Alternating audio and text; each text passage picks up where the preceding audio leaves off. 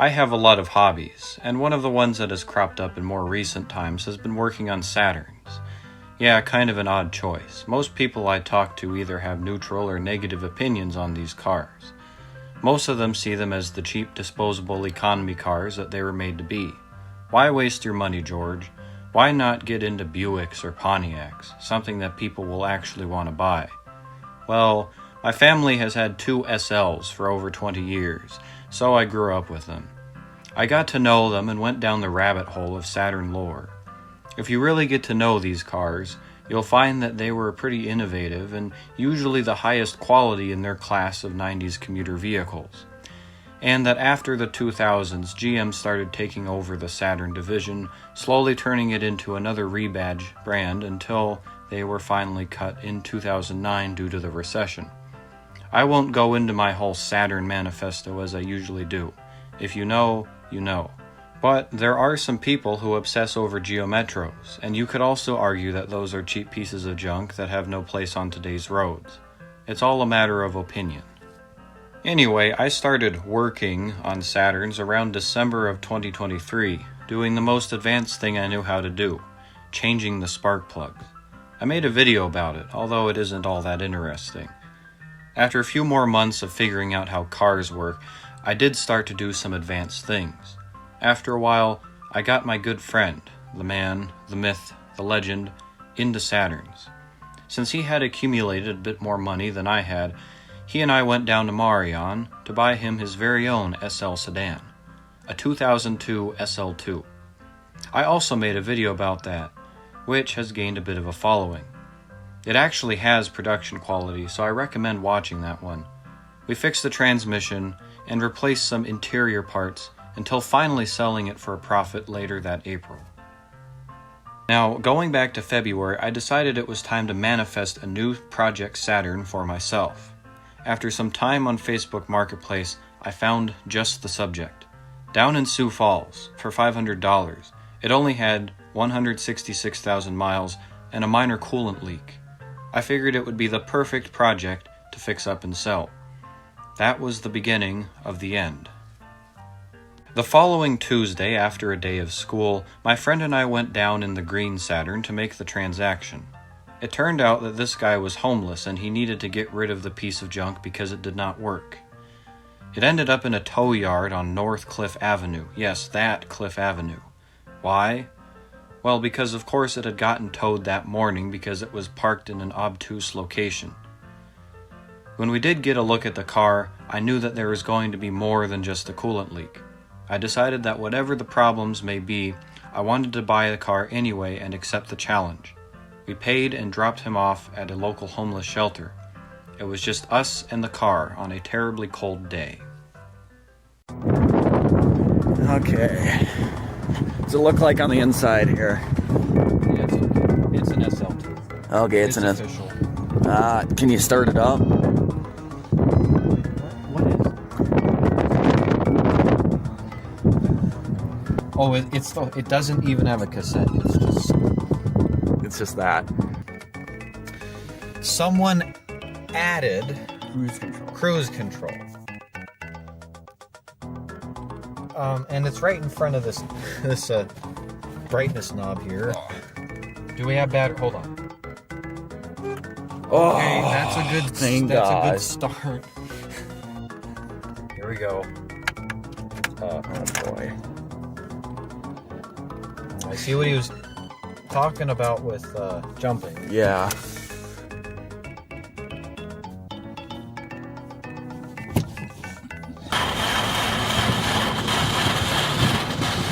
Oh my God.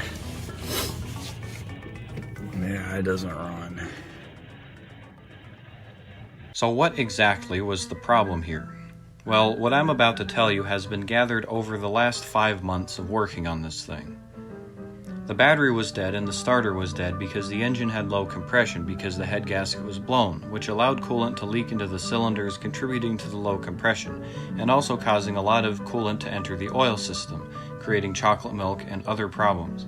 The blown head gasket was likely caused primarily by lack of maintenance, but I suspect that the engine was run overheated many times. This may have warped the head, also contributing to the blown head gasket, but I'm not 100% on this idea. In theory, the overheating in chocolate milk should have damaged the internal bearings, and I believe the overheating may have extended to the transmission. This would be why the ATF inside the current transmission is all burned up, despite being recently replaced, and it may or may not be the reason why the original transmission was replaced. The overheating also likely killed some sensors, causing the engine to run rich. This causes poor performance, an unstable idle, bad fuel economy, and it even plugged the catalytic converter. Also, the exhaust pipe has been disintegrating, creating massive holes in the exhaust system, causing the engine to run rich as well. Going back to the transmission, it's possible the overheating is why the passenger CV axle seal went bad, which has been causing the leaking of ATF, which itself is annoying and also not very a good thing. That is the main plot, and most of the problems I've had to deal with stem from the blown head gasket, overheating of the engine, and excess burning of fuel. But there are also some side plots. The frame is completely rusted out in one corner, so one of the control arms is not attached, which is pretty bad and dangerous, but has also caused a bad alignment, which has caused one of the sides of one of the rear wheels to be completely bald. Also, a previous owner smashed this thing into a semi, leading to bumper and fender damage and a bent frame. Some wise guy tried to fix the damage, so the 3rd gen Saturn has 2nd gen headlights, and parts of the car are being held together by screw-down metal strapping. Now, we basically have a movie script with a main plot and 2 side plots. Maybe Sony should use this diagram whenever they go to make the next Minion movie. I had originally planned to essentially make another Marion Saturn video, but with the Cliff Saturn, and I filmed a lot of footage. But the project just kept going on and on and on, so I'll just give you a quick run-through of what I did. After that whole ordeal, I got it towed to another part of town where I could park it for a long period of time while I try to get the thing running and driving. After much effort, we replaced the starter motor. The dead one would not spin the engine fast enough to get its low compression cylinders firing. This was the first engine startup. 2 cylinders. Oh, there we go, there we go.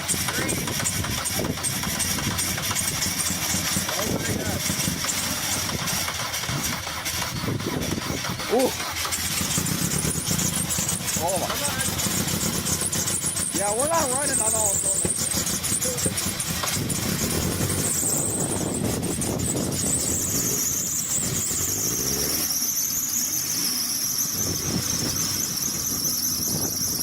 That's the belt. Yeah. The engine was not happy. Over the course of a few weeks in this parking lot, I replaced the belt, the thermostat, and the oil. While this made a dent in progress, there was no way the Saturn was going to drive itself to Brookings. So I finally caved and called AAA to haul it back home. By this time, it was already April. In fact, it was actually the day after we sold the Marion Saturn. They missed each other by 1 day. The following day, I pushed it around the block using the good Saturn. I cleaned out all of the junk and then prepared to move it further around the block to the other garage. And now it was time for the big surgical operation. I had been planning this for days in advance, and I called up both that friend and the local expert. We pulled the cover off, and it was not a pretty sight.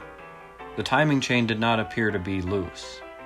We started at about 9 in the morning, and work continued all day into the night. Saturn engines are over-engineered, but in a good way. Generally, they are pretty reliable and can survive a beating, as evident by the fact that this engine still ran up to this point despite its health problems. But it's also over-engineered in a way that it takes a very long time to disassemble, especially compared to other similarly sized 4-bangers. After 12 hours of work at almost exactly midnight,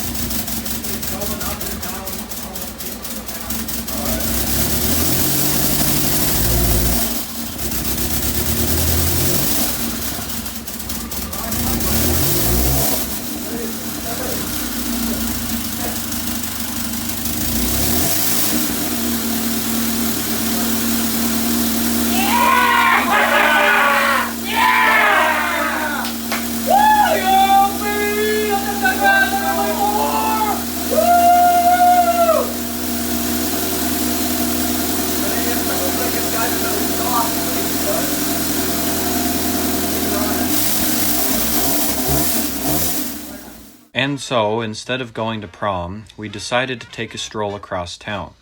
We were having a good time putting the first few miles on the odometer, and we made it to the other side of town. It was there that the inevitable problems started setting in.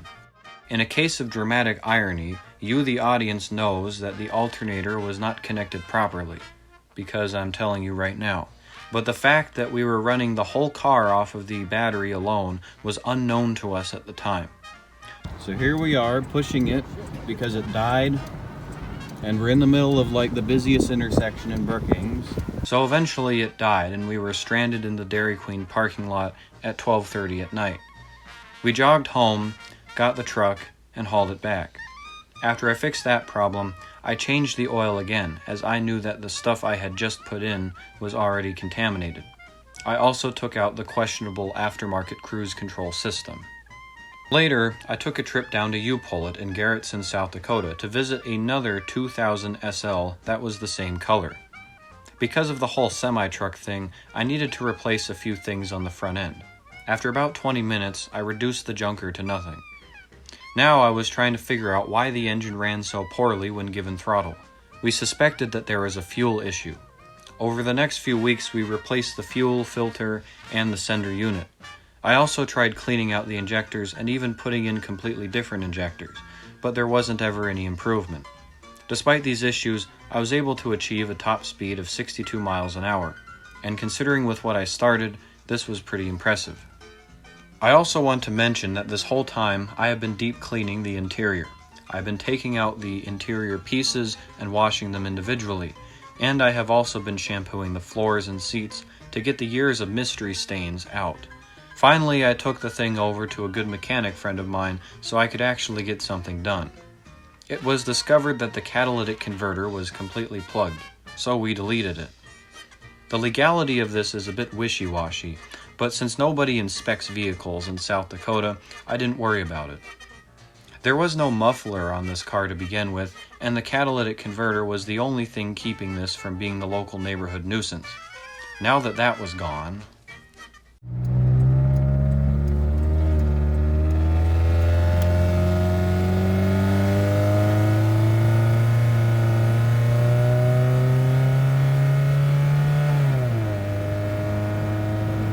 So the front end has some cosmetic issues, as previously mentioned. Well, today was the day to fix it. The whole radiator support mount frame thing was bent up, and there are many things that were misaligned because of it. As it turns out, you can buy a whole new one for like $25 on Rock Auto. So the old one came out, and we used a few methods to realign the frame before installing the new one. And I gotta say, Ryan can weld. Now with the new headlights and body panels, this really looks like a proper third-gen sedan. Meanwhile, my good friend bought his third Saturn, an SC2. Then I took the fleet to a local car show, and this is his second Saturn, a 2006 Ion.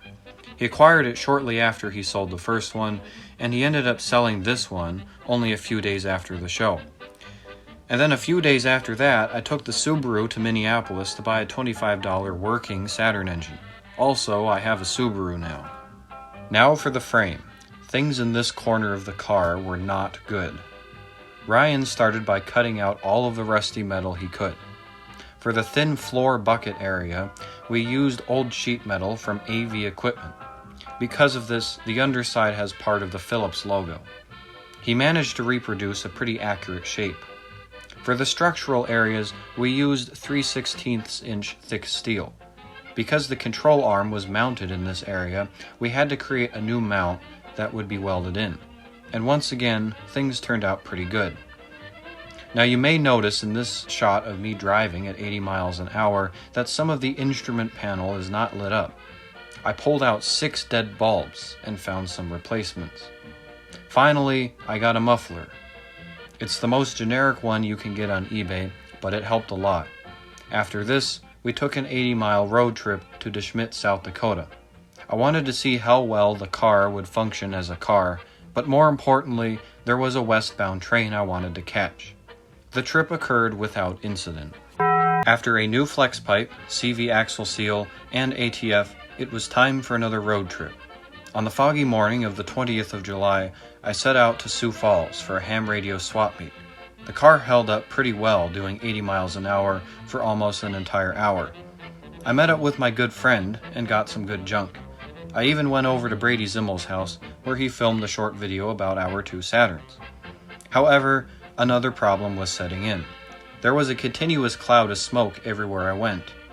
I knew that it was still leaking a bit of oil, but I figured I would have enough time to go down to Sioux Falls.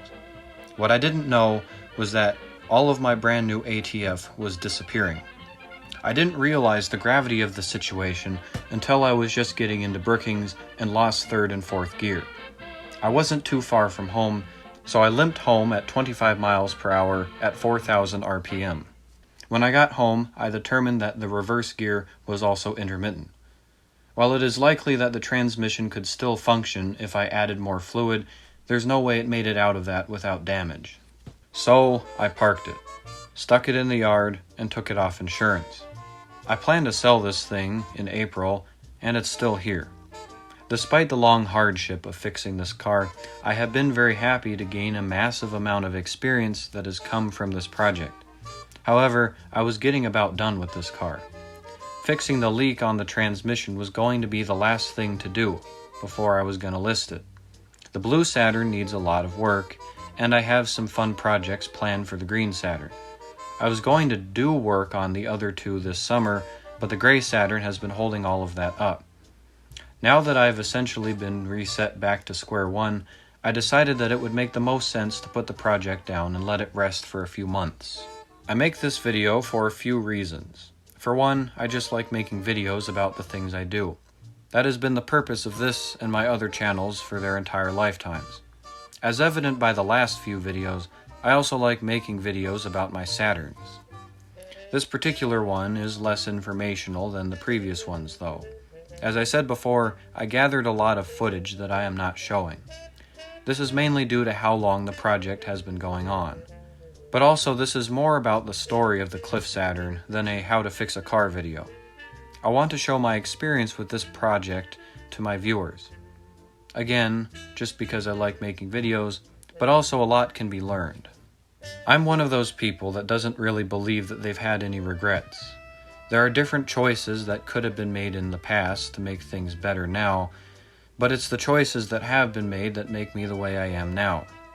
Decisions about the Cliff Saturn could have been made more efficiently in the past. Honestly, if I knew that this is how things were going to go, I wouldn't have bought it. Even though I saw that the car had more problems than I originally bargained for on the day of the purchase, I was determined to make the best of it. My goal was to restore a Saturn and get it back on the road for somebody to enjoy. It's just that after all this time and after all of the good progress I have made, I need to move on to something else for a while. I've gained invaluable experience working on this car, experience that will be used on my other projects, and I've had a lot of good times with my friends while working on it.